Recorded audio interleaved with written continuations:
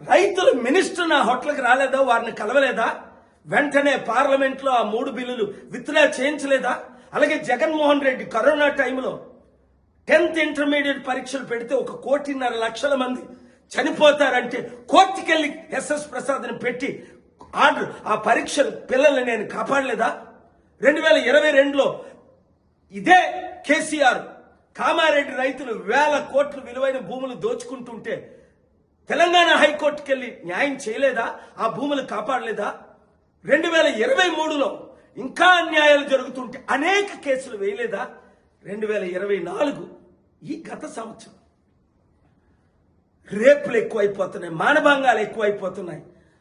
అలాగే రేవంత్ రెడ్డి హైడ్రా పేరుతో అనేక బిల్డింగులు లక్ష కోట్ల విలువైన బిల్డింగులు కూల్చిస్తుంటే డ్యూ ప్రాసెస్ లేకుండా నోటీసులు ఇవ్వకుండా ఎలా